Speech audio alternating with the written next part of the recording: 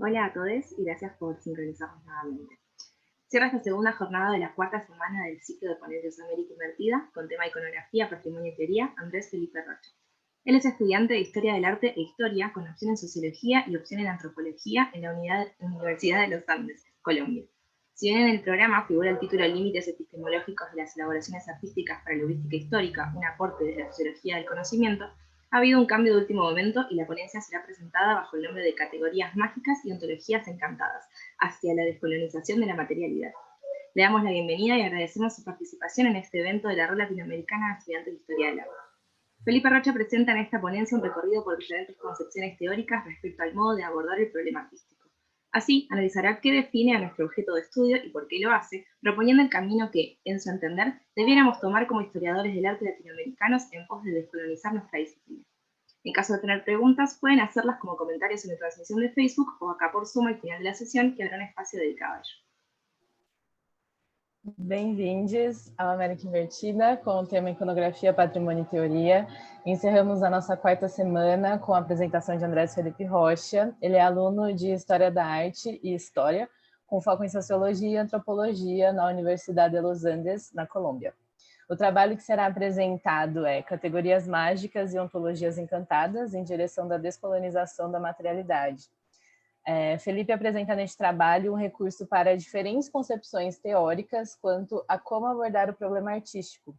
Ele irá, então, analisar o que define o novo estudo e por que o fez, propondo como, em sua opinião, devemos tomar como historiadores de arte latino-americana para descolonizar nossa disciplina. Nós damos boas-vindas e agradecemos sua participação neste evento da Rede Latino-Americana Estudante de História da Arte.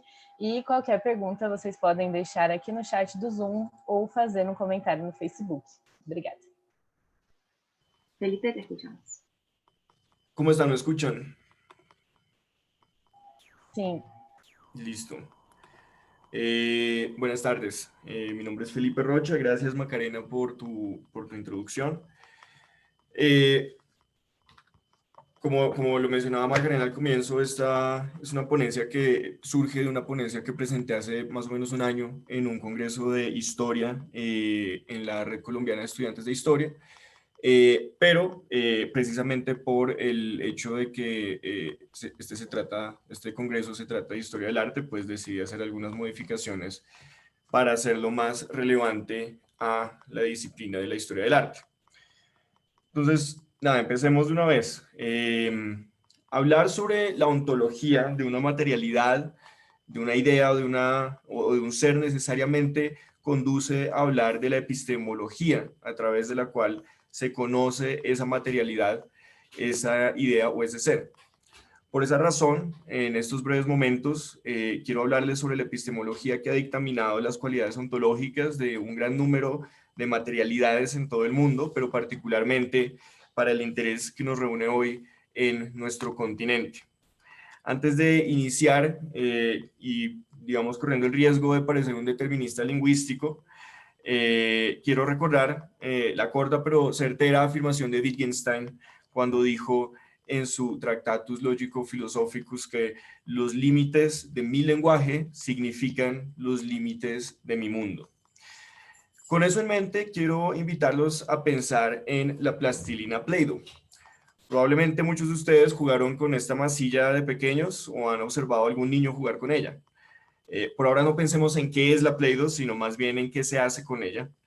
Y pues pensaríamos que en principio se juega con la Play-Doh. Sin embargo, me gustaría preguntar cuántos de ustedes, y no es necesario que lo contesten, pero cuántos de ustedes intentaron o alguna vez han visto a un niño intentar comerse la Play-Doh, ¿no? De hecho, intentar ingerirla es sumamente común, es algo muy común que hacen los niños, tanto así que Hasbro, que es la compañía que fabrica la versión más ampliamente distribuida, se ha asegurado de que su consumo en pequeñas cantidades no sea tóxico para los seres humanos. De lo anterior y de la experiencia directa con la Play-Doh, podemos, llegar a conocer algunas cualidades que corresponden a su materialidad. Podemos saber que es suave, que es maleable, que es colorida, que es salada y que no es tóxica. Y reuniendo todo lo anterior podemos deducir que la Play-Doh de hecho sí es comestible. Habiendo establecido algunas características que corresponden a la ontología de la Play-Doh, es decir, a las cualidades de su existencia en el mundo desde una perspectiva de materialismo ontológico, podemos seguir adelante. El hecho de que su ingesta sea una posibilidad de uso no quiere decir que ese sea su propósito. En otras palabras, ser comida no es el deber ser de la Play-Doh, sino que es más bien una especie como de degeneración de su propósito que viene de sus propiedades físico-químicas. ¿Cuál es, pues, el deber ser de la Play-Doh? ¿Cuál es su verdadero propósito? Para responder a esa pregunta, considero especialmente útil el argumento que comúnmente utilizan las madres, los padres, los hermanos, las hermanas y en general los cuidadores, que le dan ese argumento a los niños cuando los amonestan por querer comérsela. Y lo que dicen es, no te comas eso, que eso no es comida. A mí lo que me resulta sumamente interesante es el argumento sustentado sobre la indicación de lo que la materialidad en cuestión no es, antes de lo que en serio es. La relación que debe entablarse entre el sujeto, es decir, el niño, y el objeto, es decir, la Play-Doh, es decir, el deber ser de esa materialidad, se establece por medio de la indicación de lo que aquella materialidad no es, que contiene implícitamente la indicación de lo que sí es. Ahondemos un poco en esto. Al afirmar que la Play-Doh no es comida, se está afirmando que su deber ser no es el mismo deber ser de aquellas materialidades que se llaman comida. Es decir, a pesar de sus cualidades ontológicas, entre las cuales se cuenta el hecho de ser comestible, como ya dedujimos, el propósito de la Play-Doh no es ser ingerida. Sin embargo, la negación de dicho propósito no elimina esa posibilidad, simplemente sustenta el señalamiento de su deber ser. Al decir eso no es comida, se está indicando que la materialidad en cuestión no entra dentro de una determinada categoría de pragmatismo ontológico, es decir, una categoría que contiene una serie de consensos sobre cómo debe ser utilizada esa materialidad. Les pido que si escuchan a mi gata maullando de fondo, la ignoren. Bueno, sigamos. La categoría, que en su forma más elemental es un signo lingüístico, intermedia y establece la relación que el sujeto debe entablar con el objeto. Por medio de una categoría, el sujeto logra conocer múltiples aspectos sobre el objeto. Si el objeto no es comida, sino juguete, no se debe comer, del mismo modo que la comida no es para jugar. En la medida en que la categoría intermedia la relación entre el sujeto y el objeto, por medio del conjunto de consensos sobre el deber ser de la materialidad que el signo lingüístico representa y comunica, es claro que supone un agente epistemológico que en cierto modo condiciona la ontología del objeto, es decir, las propiedades de su existencia en el mundo, siempre y cuando el sujeto cuente con los insumos para interpretar de una forma contextualmente adecuada los códigos lingüísticos que dan sentido al signo y los consensos que ese signo está significando. Lo anterior supone un proceso de aprendizaje que para el caso de los juguetes y de la comida ocurre durante los primeros años de vida y conforme se van necesitando nuevas materialidades para el desempeño vital del sujeto, se llevan a cabo a medida que la vida avanza. Como lo hemos comprobado para el caso de los juguetes y de la comida, la denominación categorial utilizada para acceder a ciertos conocimientos sobre las materialidades implica condicionamientos a la ontología de esas materialidades. Ahora bien, es necesario dejar claro que, a pesar de que la conformación física de la materialidad se mantenga inmutable sin importar la categoría bajo la cual se denomine, es decir, que la Play-Doh seguirá siendo exactamente igual en sus cualidades físico-químicas, sin importar que se le considere juguete o comida, la interacción entre el sujeto y el objeto sí va a variar en consecuencia de la denominación categorial. Esto último implica que los modos en que las materialidades existen en el mundo no se limitan al plano físico, es decir, lo tangible, los átomos, las reglas de la química y de la física, sino que subsisten a la par en el plano de lo intangible. en un plano que es epistemológico y social, en tanto que las categorías que posibilitan su cognición e intermedian sus interacciones con los sujetos son el resultado de consensos sobre su deber ser. Resultaría erróneo, en este orden de ideas, estudiar la ontología de cualquier materialidad en términos meramente materialistas. Es necesario examinar los dos planos ontológicos, es decir, físico y social. Cabe aclarar que la intermediación epistemológica no corresponde a una relación entre un agente y un paciente, recurriendo acá a las categorías del físico Mario Bunge, sino más bien a una circularidad de interacciones en la medida en que ni la acción cognoscitiva ni la relación ontológica, ni la reacción ontológica son nulas. Teniendo claro lo anterior, vale la pena preguntar por las implicaciones que tiene esta reflexión para la disciplina llamada historia del arte. No pretendo responder a la totalidad de esa pregunta en este corto espacio. Más bien, busco plantear algunos fundamentos teóricos que cumplan con dos objetivos. En primer lugar, explicitar lo que en trabajos anteriores he denominado como la necesidad de una crisis en la disciplina histórico-artística. En segundo lugar, sustentar la necesidad de aplicar una suerte de escepticismo cartesiano ante la formulación paradigmática que ha dado forma a la disciplina que hoy nos reúne. Pensemos por un momento en el objeto de estudio de la historia del arte. La especificación de ese objeto se encuentra en la denominación misma de la disciplina. La historia del arte estudia, en efecto, el arte.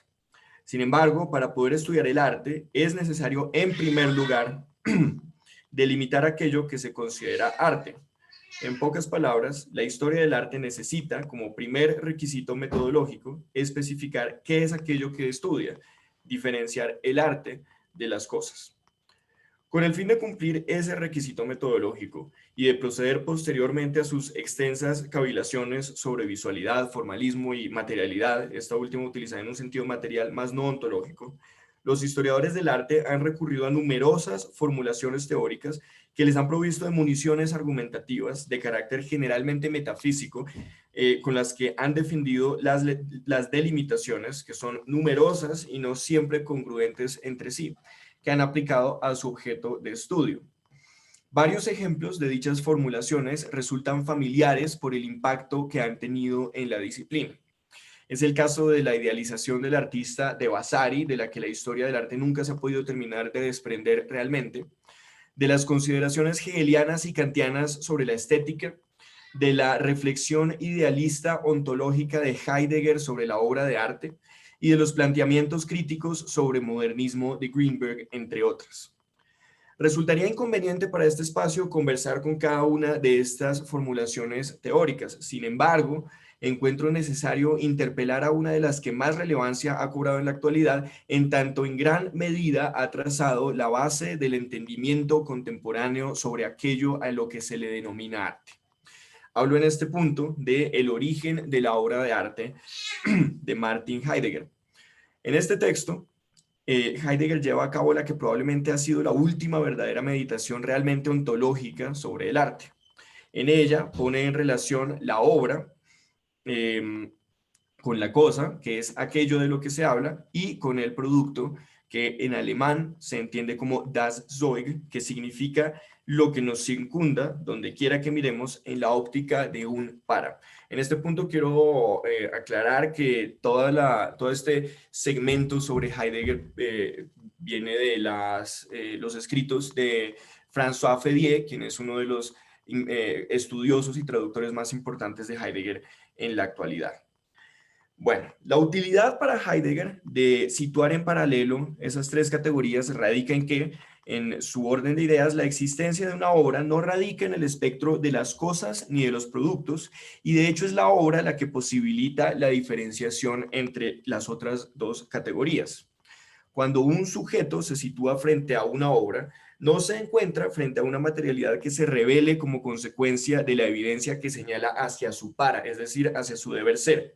En esta lógica, no se encuentra en un mundo consolidado de útiles o de productos de los que se puede hablar en mayor o menor medida de manera sensata, conduciendo a su realidad existencial, es decir, cosas, sino que se encuentra en un mundo en el que la materialidad cobra una presencia singular en la medida en que no está ahí, sino para aquellos que, por su lado, están expresamente abiertos a ella. Esto es lo que concluye Fedier. ¿Cuál es, entonces, la pregunta que surge, la esencia de la obra de arte? Heidegger argumenta que dicha esencia se encuentra en la experiencia de la verdad.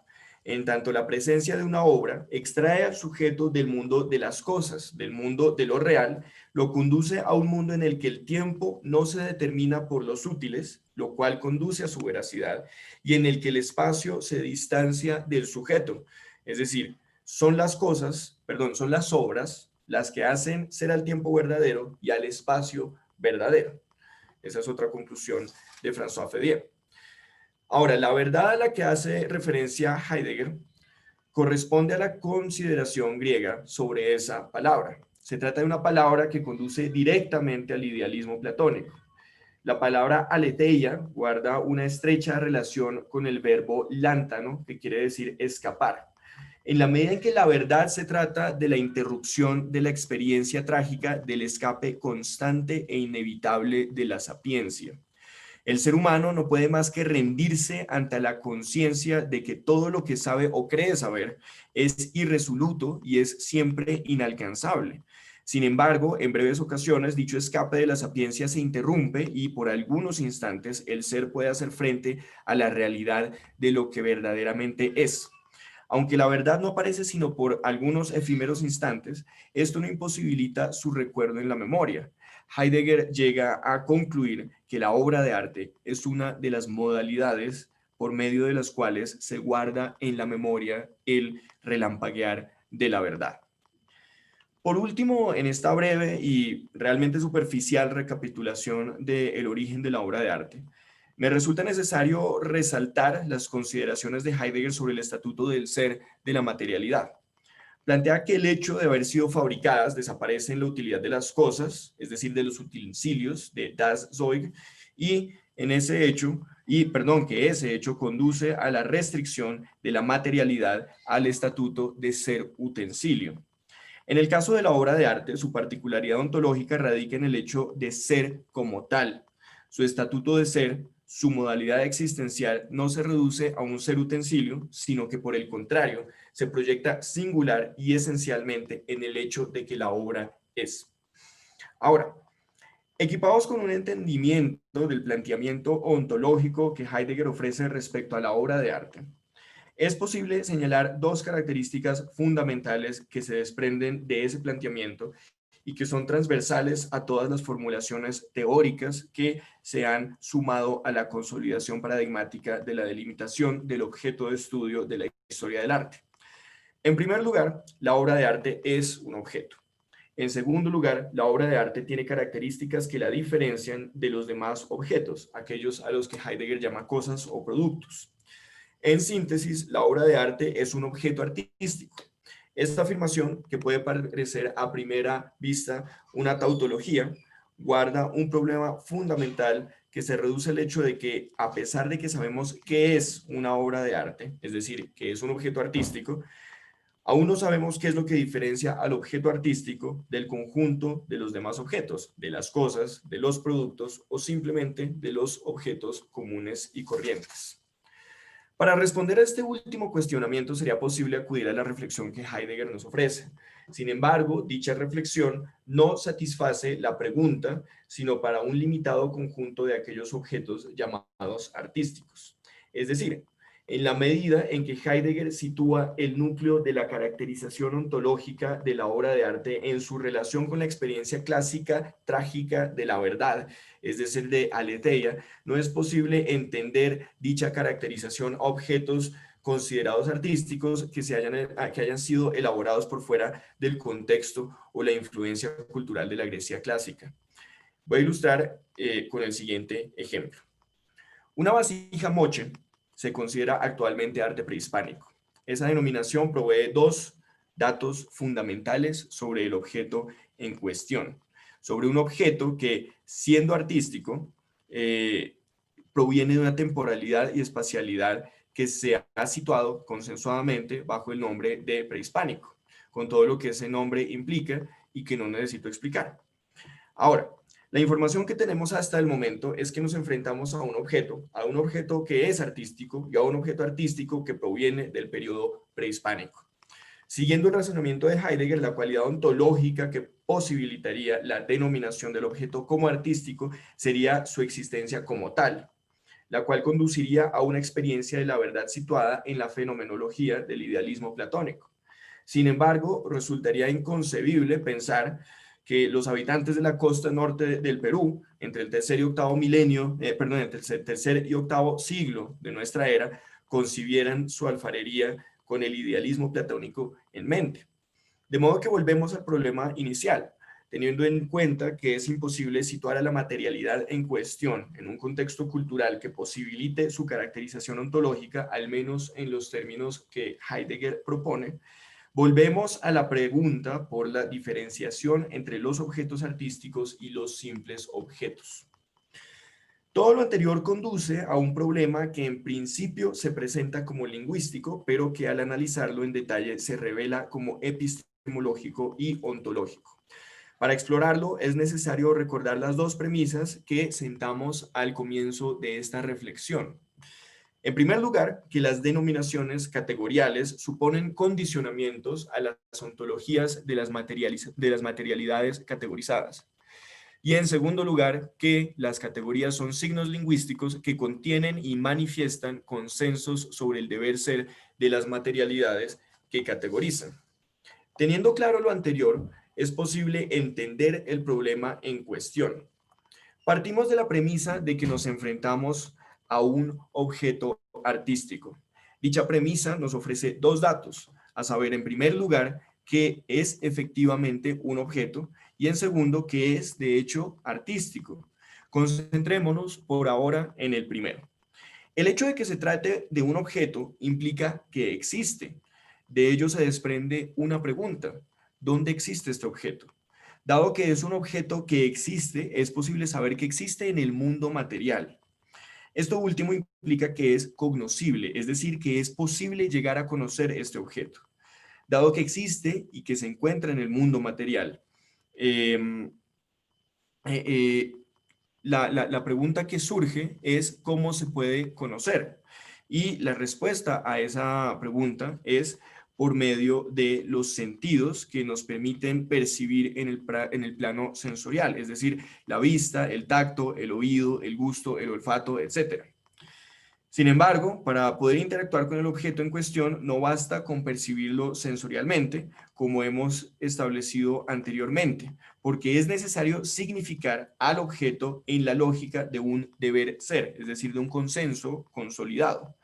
Por lo tanto, surge otra pregunta: ¿cómo se puede significar el objeto?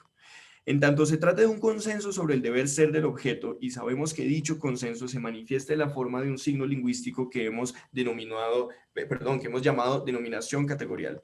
Podemos saber que la significación del objeto se puede lograr por medio de dicha denominación categorial. Queda por preguntar cuál es la denominación categorial que significa al objeto en cuestión. En este caso es la palabra artístico, puesto que el objeto no solamente es objeto, sino que es objeto artístico. Esta relación nos ha conducido a observar que el condicionamiento ontológico que diferencia al objeto artístico de los simples objetos no ocurre en la materialidad misma, sino en la denominación categorial, es decir, en el signo lingüístico bajo el cual se categoriza dicha materialidad. En otras palabras, la categoría por medio de la cual se llega a conocer la materialidad es la entidad lingüística que establece la diferencia ontológica entre el simple objeto y el objeto artístico. El problema epistemológico se traduce en problema ontológico. Por eso, la categoría artístico se sitúa como una categoría mágica. Por el mero poder de la palabra, cambia totalmente la ontología de la materialidad, que pasa de ser un simple objeto a ser un objeto artístico. Arte opera en este proceso de la misma manera que el abracadabra de un mago, en la medida en que la palabra encanta la ontología a tal punto que una cosa termina por ser algo completamente diferente. Termina por ser arte. Hablar de arte no es hablar de un conjunto de objetos. Hablar de arte es hablar de un imaginario que se ha consensuado y aplicado a la ontología de múltiples materialidades por medio del señalamiento de su deber ser a través de su denominación categorial. En este punto considero necesario recordar una de las declaraciones críticas con las que Engels y Marx darían inicio al materialismo histórico y que hoy por hoy recoge de modo muy adecuado el problema fundamental de la historia del arte. En esta parte, Marx habla sobre los jóvenes hegelianos alemanes y yo recuerdo la cita con los historiadores del arte en mi mente. Voy a leer la cita. Dice, los más jóvenes de ellos han descubierto la expresión adecuada para designar su actividad cuando afirman que solo luchan contra frases, pero se olvidan de añadir que a estas frases por ellos combatidas no saben oponer más que otras frases y que al combatir solamente las frases de este mundo, no combaten en modo alguno el mundo real existente. A ninguno de estos filósofos se le ha ocurrido preguntar por el entronque de la filosofía alemana o de la historia del arte con la realidad de Alemania o con la realidad de la materialidad, por el entronque de su crítica con el propio mundo material que la rodea. Tomando este problema como base, surge una pregunta que es necesario responder antes de proponer una posible solución. La pregunta es, ¿de dónde proviene ese imaginario, esas frases con las que los historiadores del arte trabajan sin concernirse del mundo real existente? En términos concretos, la respuesta se encuentra en una palabra que he repetido varias veces hoy, que es paradigma. Entiendo esta palabra en la lógica de Thomas Kuhn, quien la define brevemente como realizaciones científicas universalmente reconocidas que, durante cierto tiempo, proporcionan modelos de problemas y soluciones a una comunidad científica.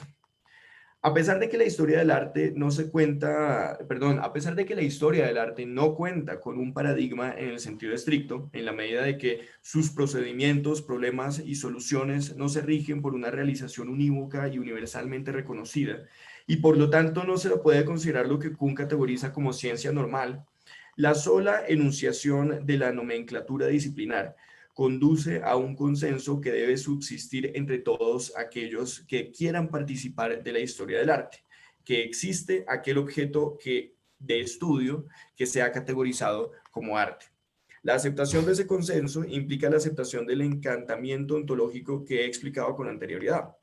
Lo anterior, por lo tanto, es seguro afirmar que, en su versión más elemental, el paradigma actual de la historia del arte consiste en la afirmación de que existe una diferencia ontológica entre las cosas comunes y corrientes y los objetos artísticos. En caso de prescindir de dicha afirmación, todo aquel que se llame historiador del arte se quedaría sin que estudiar. A pesar de su utilidad, la mención del elemento paradigmático de la disciplina no es suficiente para responder a la pregunta que hemos planteado. Esto se debe a que, a pesar de que el paradigma que hemos identificado provee la base para la enunciación disciplinar, al tiempo que es reproducido por la disciplina misma, no corresponde al origen del imaginario ni responde a la pregunta por su proveniencia, sino que se constituye más bien en su depositario. Para realmente responder a esa pregunta, vale la pena recurrir a la categoría formación discursiva planteada por Foucault. Esta categoría corresponde a las regularidades que existen en las relaciones entre los elementos que componen el discurso, como los enunciados, las temáticas, los conceptos, etc. Es necesario resaltar que no solamente se trata del contenido de estos elementos, sino de las asociaciones que se construyen entre ellos para dar origen precisamente a un discurso que adquiera coherencia bajo ciertas condiciones de regulación. Siguiendo la lógica de Foucault, es posible afirmar que la disciplina llamada historia del arte se trata de una formación discursiva, y esto no es exclusivo de la historia del arte. Todas las disciplinas, desde las ciencias duras, como la química, la medicina, hasta cualquier religión, por ejemplo, se tratan de formaciones discursivas. Pero esto significa que la historia del arte es un discurso regulado que adquiere coherencia bajo los preceptos consensuados de su ordenamiento, donde el precepto más importante en este caso corresponde a la particularidad ontológica del arte. Walter Miñolo ha formulado herramientas conceptuales útiles para analizar este fenómeno más de cerca. Por medio de la clasificación de tipologías textuales, ha identificado la existencia de metatextos que definen la formación discursiva y proveen los preceptos que conducen a su ordenamiento. Los metatextos en cuestión se pueden presentar, entre otras, en la forma de historiografía, pero no solamente se reducen a la historiografía. Para el caso de la historia del arte, es posible identificar múltiples elaboraciones metatextuales en el corpus historiográfico. Algunos de estos ejemplos fácilmente reconocibles son los conceptos fundamentales de la historia del arte de Belflin, la famosa historia del arte de Gombrich, los textos metodológicos de Panofsky y textos más recientes como por ejemplo Después del fin del arte de Arthur Danto. Todos estos textos que en mayor o menor medida han aportado al ordenamiento de la formación discursiva histórico-artística, ya sea proveyendo bases procedimentales, modelos clasificatorios, denominaciones categoriales o matrices organizativas. Todos han aportado a la regulación de las consideraciones para tener en cuenta en caso de que se desee escribir un texto histórico-artístico o de considerar una elaboración textual como tal. Los metatextos que he listado y todos los correspondientes a la historia del arte comparten dos características fundamentales. En primer lugar, aceptan desde su principio la diferencia ontológica entre el arte y las cosas. En segundo lugar, elaboran sus planteamientos a partir de un locus de enunciación eminentemente occidental y europeo. La segunda característica es la pieza que hace falta para culminar la búsqueda por el origen del imaginario sobre la ontología del arte. En la medida en que la conceptualización contemporánea del término encuentra su génesis en las relaciones entre la aristocracia y la intelectualidad renacentista, ejemplo de lo cual son las vidas de Vasari, y ha sido trasladada de manera problemática, como lo muestra la historiadora del arte argentina Marta Penos, a la categorización de las materialidades producidas en América y en el resto del mundo, queda claro que dicho imaginario ontológico, que como ya hemos establecido, se sitúa como la piedra angular de la base paradigmática de la formación discursiva histórico-artística, es de procedencia plenamente europea. Lo anterior conduce al verdadero núcleo de la reflexión que he iniciado esta tarde. Hemos dejado claras tres proposiciones. En primer lugar, que la denominación categorial de las materialidades conduce a su condicionamiento ontológico en el plano intangible epistemológico social. En segundo lugar, que la historia del arte se trata de una formación discursiva que tiene en su fundamento paradigmático el imaginario que diferencia ontológicamente el arte de las cosas. Y en tercer lugar, que el imaginario ontológico respecto al arte es de procedencia europea y se ha impuesto desde el norte global a la categorización de numerosas materialidades en todo el mundo. Sobre la base de estas proposiciones podemos señalar el carácter evidentemente colonialista y eurocentrista de cualquier disciplina llamada historia del arte. A partir de la denominación categorial del objeto de estudio, que como mencioné anteriormente es el primer requisito metodológico para dicha disciplina, se lleva a cabo una imposición ontológica proveniente del norte global a las materialidades estudiadas, ignorando así sus estatutos y características ontológicas en las lógicas locales de producción.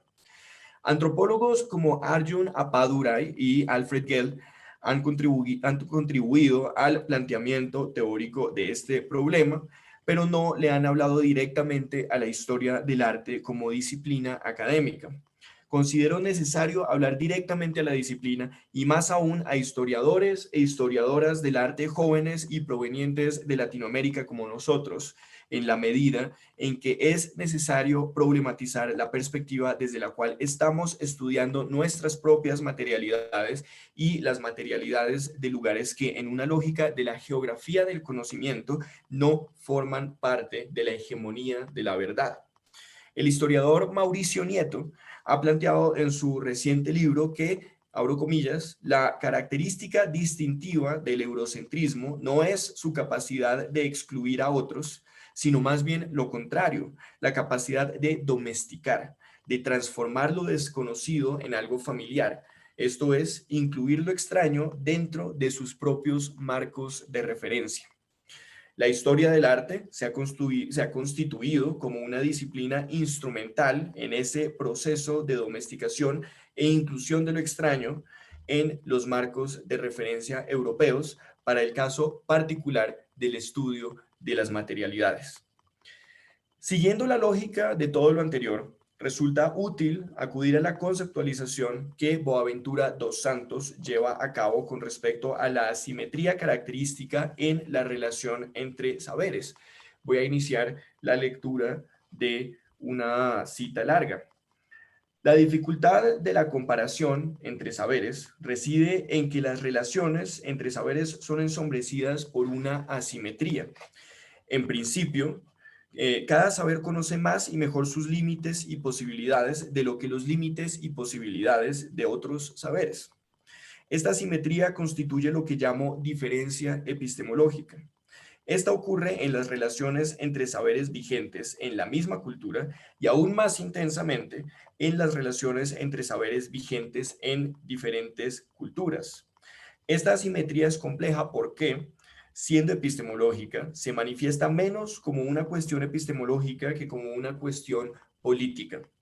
O sea, la asimetría entre los saberes ocurre sobrepuesta a la asimetría de los poderes.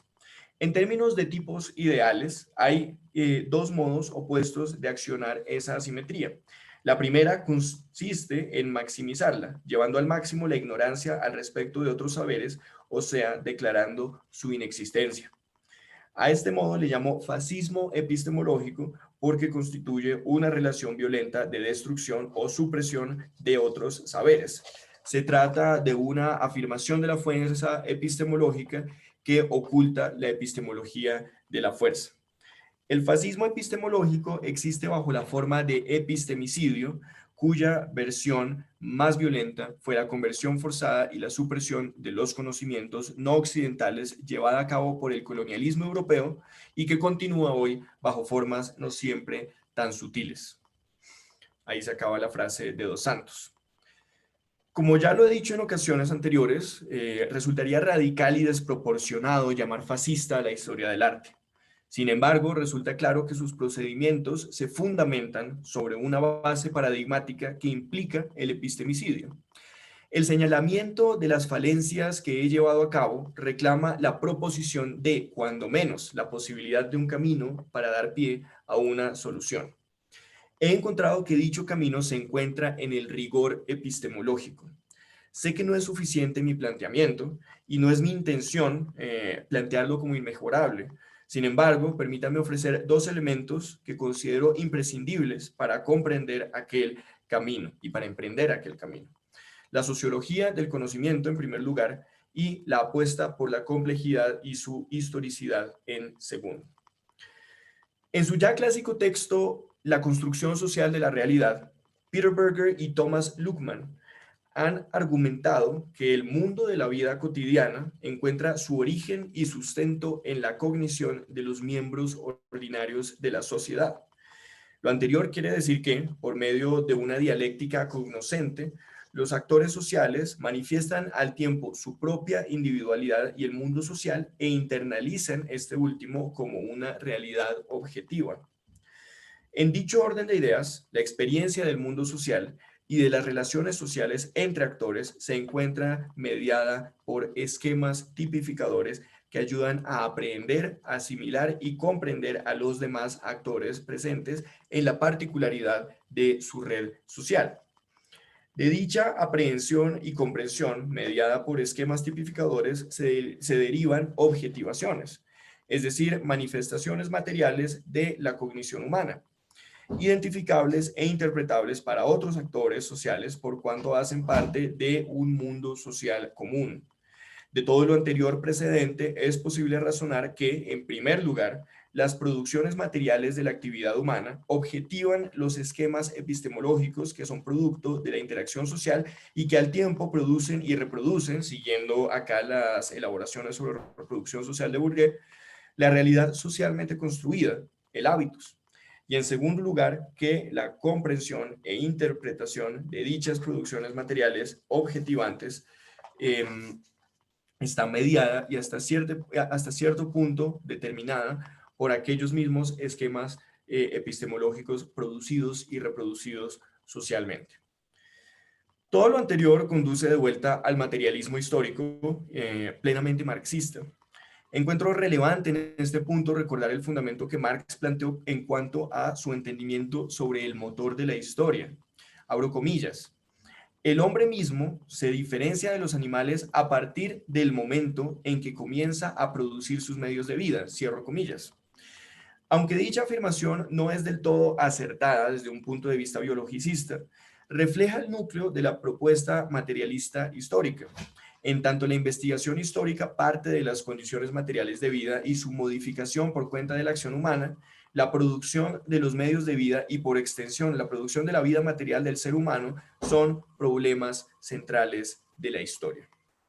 Queda claro que las materialidades producidas por la actividad humana son objetivaciones de la cognición en contextos epistemológicos sociales específicos.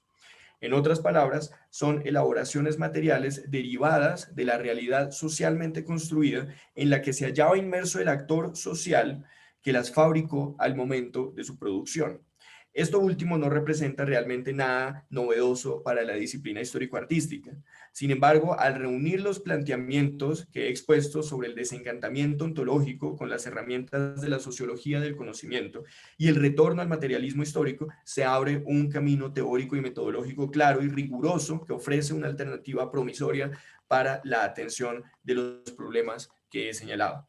Aún hace falta un elemento ineludible, que es la complejidad y su historicidad. Es mi deseo enmarcar esta ponencia en el contexto de la urgencia actual de autorreconocimiento latinoamericano y en general de todos los grupos subalternos. Creo que la historia del arte como ciencia humana, o en mi opinión, idealmente algún día ciencia social, tiene una posición privilegiada para aportar a este autorreconocimiento desde el ámbito de la historia cultural, social, política y de las ideas. Sin embargo, para ello debe empezar por descolonizar la materialidad, alejándose del estatuto ontológico del arte. Debe apostar, como lo ha planteado Juan Ricardo Aparicio, para los estudios del desarrollo, por la complejidad y su historicidad en cuanto a las ontologías, las categorías, los esquemas epistemológicos sociales y las colonialidades epistemológicas. No puede seguir refugiándose en los óleos y mármoles del pasado, mientras que los cuerpos, las manifestaciones y las redes de información de la actualidad se abarrotan día a día de visualidades y materialidades significativas que ofrecen ventanas privilegiadas al análisis y a la denuncia de las violencias y las resistencias que experimenta nuestro continente y el mundo en la actualidad. Quedan muchas preguntas por responder y que por cuestiones de tiempo no he atendido acá. ¿Cuál sería el propósito de la nueva historia del arte tras la descolonización de la materialidad? ¿Cuál sería su nuevo objeto de estudio?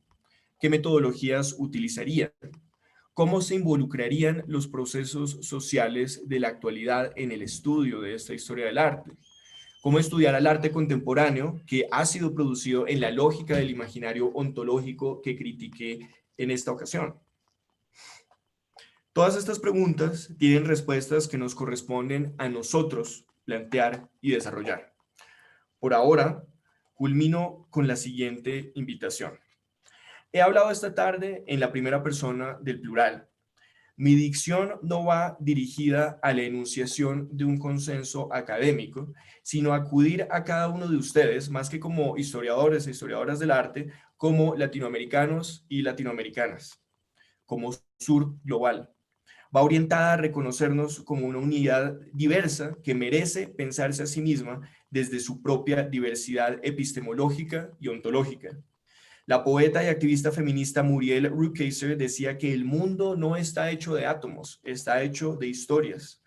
Eduardo Galeano repitió esa frase muchas veces y yo les pregunto, ¿qué historias queremos que determinen nuestro autorreconocimiento, nuestra autoconciencia? ¿Por medio de qué historias queremos llegar a conocer nuestra propia materialidad? Y esa última pregunta melancólica pero promisoria que Mercedes Sosa repetía. ¿Será posible el sur? Muchas gracias. Excelente, Felipe, pero por favor, ¿puedes poner la última slide? Que las preguntas me parecieron sensacionales. Gracias. Gracias, Próspero.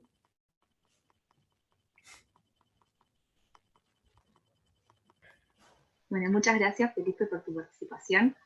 Vamos a dar lugar ahora a las preguntas que hayan disponibles. Una de ellas es, ¿cómo relacionarías todo esto que vos expusiste recién con las teorías relacionadas a la cultura visual, que hoy están súper vigentes en lo que es el campo de la historia del arte, y justamente estudian como este tipo de distintas visualidades? Creo que precisamente es estas teorías que están irrumpiendo especialmente en los espacios de estudio de historia del arte que ocurren acá en Latinoamérica, como por ejemplo es el caso de Brasil y especialmente de Argentina, como lo mencionaba por ejemplo para el caso de Marta Penos, son posturas que precisamente van hacia el camino de lo que estoy proponiendo. El estudio de la cultura visual es un estudio que principalmente se relaciona con la antropología, y el hecho de relacionarse con la antropología necesariamente conduce al reconocimiento de la diversidad ontológica. Entonces creo que el estudio de las culturas visuales es precisamente un paso en la dirección correcta, en mi opinión, para la descolonización de las materialidades, y que haría posible y que ojalá hará posible el estudio de las materialidades de una forma más descentralizada.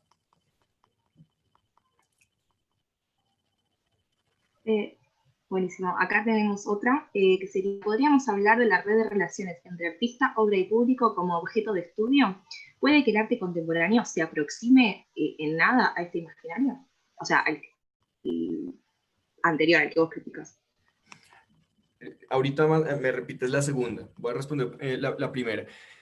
Yo creo que el arte contemporáneo es precisamente una de las cosas más interesantes que se puede estudiar ahorita, y precisamente por esa razón, porque esas relaciones que existen entre artista, es decir, sujeto creador, sujeto elaborador, y todo lo que es la institucionalidad, ¿no? Y pensándolo también desde una perspectiva de sociología institucional, y el público habla mucho precisamente sobre ese imaginario ontológico y sobre esa imposición de ontologías que pues históricamente ha ocurrido y que se encuentra hoy en día en la materialidad del arte contemporáneo. Yo me intereso mucho, por ejemplo, cada vez que salen noticias sobre grandes ferias, como aquí en Colombia, por ejemplo, Artpo, lo que pasa, por ejemplo, en Art Basel Miami, todo lo que pasa, por ejemplo, en las bienales de Europa, y es muy interesante ver como objetos que no son artísticos, ¿no? Y como objetos que en principio serían una cosa absolutamente mundana, se terminan convirtiendo en unos nodos de información espectaculares y que realmente reúnen unas cantidades de personas y unas, de pronto, discusiones que en últimas se están basando en la materialidad. Pero creo también que el arte contemporáneo es una gran oportunidad para estudiar la relación que ha tenido la palabra arte y el encantamiento ontológico del que he hablado con el capitalismo y con el capitalismo visto desde una perspectiva cultural. Por ejemplo, en el caso de la relación que tuvo, por ejemplo, el arte latinoamericano, ¿no? De principios de siglo, del siglo XX, con operaciones de culturalismo capitalista del Departamento de Estado de los Estados Unidos, ¿no? Y cómo adquiere unas dimensiones políticas muy interesantes. Buenísimo. Justamente en ese orden, ¿cómo crees que dialoga tu ponencia con justamente este tipo de postulados que son artísticos y políticos, digamos, realizados por las neovanguardias en los 60 y 70 acá en Latinoamérica, y con la teoría, por ejemplo, de la filosofía de la liberación? ¿Has encontrado algún diálogo con esas teorías? ¿Con la teoría de qué? ¿Me repites, por favor? De la liberación, no sé si por ahí funciona Ya, ok. en Colombia, porque surge más que nada en Argentina y tiene diálogo con México, ahora que lo pienso. Pero bueno, por ahí otras cuestiones como las neovanguardias americanas. que Ok, tienen pues unos postulados parecidos. lo que me dices de las neovanguardias es sumamente interesante. Te voy a contar una cosa. Yo creo que antier, esta semana, estaba viendo en Instagram porque las redes sociales obviamente aquí entran y juegan un papel importantísimo. Un post en Instagram de Sotheby's, ¿no? La casa de subastas inmensa inglesa, en la que estaban subastando la que decían que era una de las tres únicas colaboraciones entre Damien Hirst y Banksy. Y la obra se trataba más o menos de estos lienzos grandísimos que Damien Hirst pinta con unos punticos de color, ¿no? Y tenía en la parte de adelante una especie como de impresión que decía en inglés: lo lamento, el estilo de vida que estás buscando está fuera de stock, ¿sí? Como una crítica obviamente al consumismo de los modos de vida. Y a mí esta cosa me parecía sumamente paradójica, porque era una especie de crítica al modo de vida capitalista, inserto en una de las cosas más capitalistas que pueden existir, que es la subasta del mundo del mercado del arte, ¿no? En Sotheby's, ¿no? ¿Quién consume arte en Sotheby's? Los ultramillonarios del mundo. Entonces, estas neovanguardias, aunque generan cosas y materialidades muy interesantes y muy atractivas visualmente, al menos para mí, eh, yo creo que son una forma muy chévere y muy interesante de ver la paradoja que es realmente el arte contemporáneo y que es realmente la información digamos, las transmisiones de este tipo como de enunciados políticos hoy en día, ¿sí?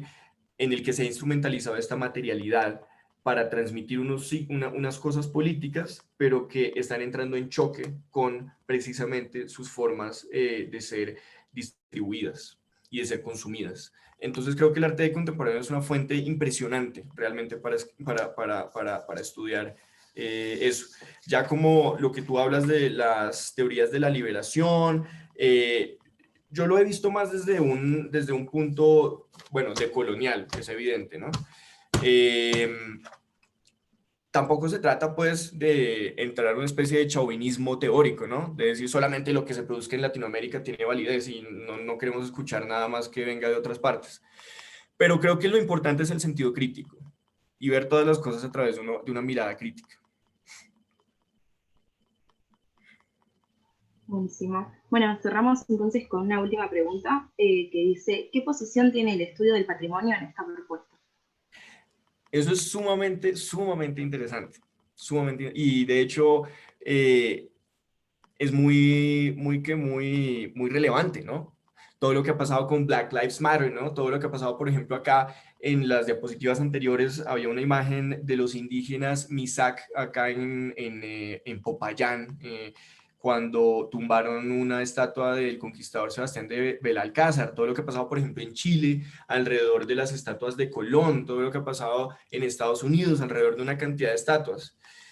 Pensar el patrimonio en clave de esto, o tal vez no en clave de esto, porque creo que son dos cosas que de pronto ya difieren un poco más, pero sí pensarlo desde una perspectiva más crítica, no simplemente aceptar que algunas materialidades son patrimoniales per se, sino pensar qué significa el patrimonio dentro de los relatos, por ejemplo, de nación, o dentro de los relatos de la política hegemónica de algunos lugares.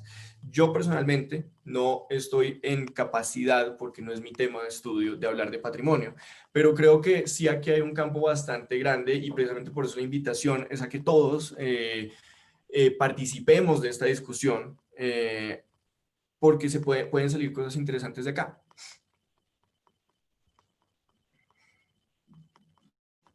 Buenísimo, muchas gracias. Te agradecemos por tu participación en nuestro ciclo y incitamos a todos aquellos que nos hayan visto a seguirnos en las redes y encontrar también las otras ponencias.